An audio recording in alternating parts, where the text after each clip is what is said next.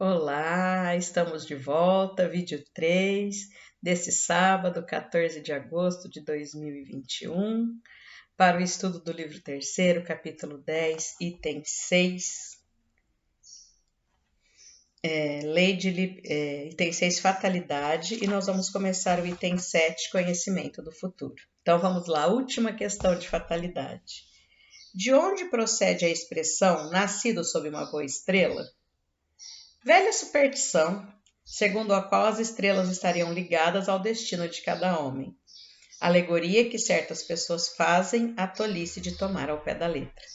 Então, não tem essa coisa, nasceu de uma boa estrela, de quina para a lua, né? Não, ele nasceu, ele programou, ele fez, tá tudo lá certinho, né? Não tem essa, né?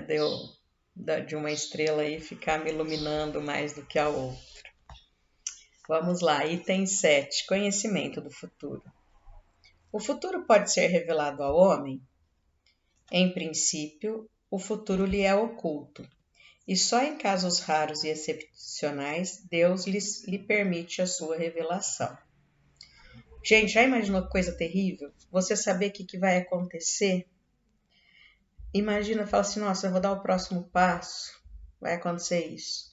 Nossa, você acorda durante o dia, nossa, vai acontecer isso, vai acontecer isso.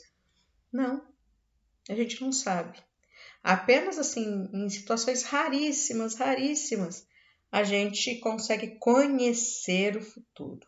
O que é diferente de ter alguns pressentimentos, algumas coisas. Às vezes a gente levanta aquele dia e fala, nossa, parece que hoje o dia vai ser difícil, né? A gente tem aquele pressentimento que às vezes vai acontecer alguma coisa, né? E às vezes também vai acontecer só porque a gente achou que ia acontecer. Tem isso, né? Você levanta e fala, nossa, hoje eu levantei com o pé esquerdo, né? O dia não vai ser bom. Pronto. Profecia autorrealizadora, né? Não, vai ser bom mesmo. Mas às vezes a gente tem algum pressentimento aí de alguma coisa que possa vir a acontecer. Agora, conhecer o futuro é muito raro. Com que fim o futuro é oculto ao homem? Para quê, né? Por que vai deixar a gente sem saber? Se o homem conhecesse o futuro, negligenciaria o presente e não agiria com a mesma liberdade de agora, pois seria dominado pelo pensamento de que se alguma coisa deve acontecer, não adianta ocupar-se dela, ou então procuraria impedi-la. Deus não quis que assim fosse, a fim de que cada um pudesse concorrer para a realização das coisas, mesmo daquelas a que desejaria opor-se. Assim, é tu mesmo que preparas, quase sempre sem o saber, os acontecimentos que sobrevirão no curso da sua vida. Então, veja, vamos pensar assim, olha, está previsto aí porque que eu vá desencarnar daqui uma semana. Então, veja, por que eu vou me preocupar durante essa semana aqui de ir trabalhar, de cuidar das minhas coisas, Eu não teria por que fazer isso, eu saberia, vou morrer daqui uma semana, deixa pra lá, não preciso fazer mais nada, né? Ou então, se eu sei que eu vou ter uma vida tranquila, né? Eu não ia me preocupar em ter uma profissão, em trabalhar. Então, veja, a gente precisa sim se preocupar com o presente, porque a gente constrói o futuro a partir do nosso presente. E aí aquela frase que dá uma doidinha, né? Ele fala assim, quase sempre, tu mesmo preparas quase sempre sem o saber os acontecimentos que virão no curso da sua vida. Então os nossos atos, eles são sim primordiais para tudo o que a gente vai passar, atravessar na nossa encarnação. Questão 870. Mas se é útil que o futuro permaneça oculto, por que Deus permite às vezes a sua revelação? Esse Kardec é insistente, né, gente? Pensa bem.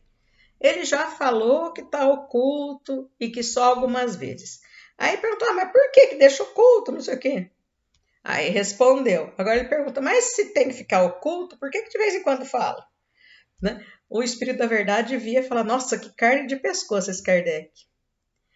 É quando esse acontecimento antecipado deve facilitar o cumprimento das coisas em vez de embaraçá-lo, levando o homem a agir dessa maneira diferente do que o faria se não o tivesse. Além disso, muitas vezes é uma prova. A perspectiva de um acontecimento pode despertar pensamentos que sejam mais ou menos bons. Se um homem souber, por exemplo, que obterá uma fortuna com a qual não contava, poderá ser tomado pelo sentimento de cupidez. Né? O que é cupidez? É ambição, né? Cobiça, ambição, esse tipo de coisa. Pela alegria de aumentar os seus gozos terrenos, pelo desejo de a obter mais cedo, desejando a morte daquele que a deve deixar. Ou então, essa perspectiva despertará nele bons sentimentos e pensamentos generosos. Se a previsão não se realizar, será outra prova, a da maneira por que suportará a decepção. Mas não deixará por isso de ter um mérito ou demérito dos pensamentos bons ou maus que a crença na previsão lhe provocou. Então veja, tudo tem um porquê. Né? Se eu sei o que vai acontecer, se eu tenho essa previsão, é porque daí eu vou tirar algum ensinamento, eu vou ter alguma prova, vai ter alguma importância muito grande, né? Não é à toa que se discute no futuro, né? Então nós temos aí que tomar muito cuidado com essas previsões, né? Questão 871. Desde que Deus tudo sabe, também sabe se um homem deve ou não sucumbir numa prova. Nesse caso, qual a necessidade da prova que nada pode revelar a Deus sobre aquele homem? Tanto valeria perguntar por que Deus não fez o homem perfeito e realizado? Por que o homem passa pela infância antes de chegar à idade madura? A prova não tem por fim esclarecer a Deus sobre o mérito do homem, porque Deus sabe perfeitamente o que ele vale, mas deixar ao homem toda a responsabilidade de sua ação, uma vez que ele tem a liberdade de fazer ou não fazer. Podendo o homem escolher entre o bem e o mal, a prova tem por fim colocá-lo ante a tentação do mal, deixando-lhe todo o mérito da resistência. Ora, não obstante Deus saiba muito bem, com antecedência, se ele vencerá ou fracassará, não pode puni-lo nem recompensá-lo na sua justiça por um ato que ele não tenha praticado. Então eu sempre gosto de falar, eu gosto sempre de comparar isso aqui com mãe. Mãe, o pai, né? Ela sabe, a mãe sabe, o pai sabe que a criança muitas vezes não vai ser capaz de fazer determinada coisa. No entanto, mesmo assim, eles estimulam, eles deixam a criança fazer, porque é só fazendo que ela vai ver até onde está a sua capacidade, ela vai conseguir colocar à prova tudo aquilo que ela precisa e às vezes ela consegue, né? Contra todas as expectativas, ela consegue, né? E se ela não conseguir, foi mais um momento de aprendizado que vai ser extremamente importante para que ela consiga isso no futuro. Deus é esse Pai amoroso que nos dá a chance de aprendermos, sabendo aí antecipadamente, conhecendo antecipadamente aí as nossas possibilidades, né? Como um pai, né? Um pai, uma mãe sabe a possibilidade daquela criança que ele está ali educando, mas faz questão de deixar que ela se desenvolva, que ela tente, que ela carregue o prato, derrube, quebre, aí veja que vai ter que limpar, como que consegue, enfim. Deus nos dá todas essas oportunidades. E olha só por quê. Porque Ele quer fazer com que nos sintamos recompensados. Nós tenhamos aí a valorização por aquilo que conseguimos, né? Essa responsabilidade de ter conseguido. É assim entre os homens. Por mais capaz que seja um aspirante, por mais certeza que se tenha do seu triunfo, não se lhe concede nenhum grau sem o exame, o que quer dizer sem prova.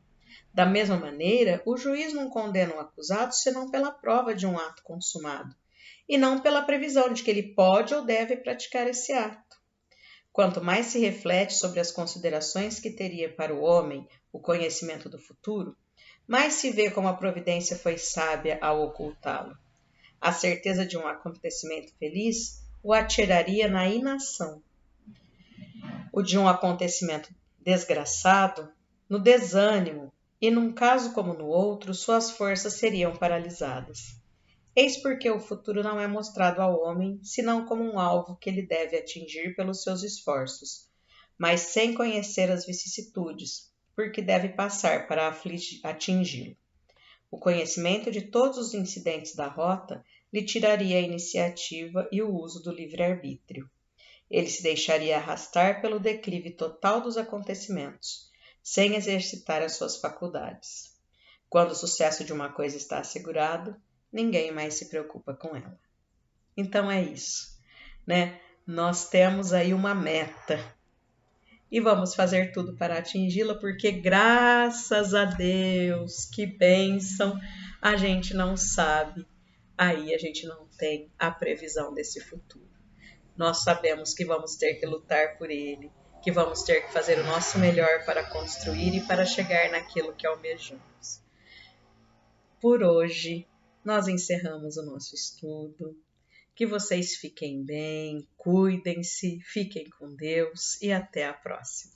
Tchau, tchau.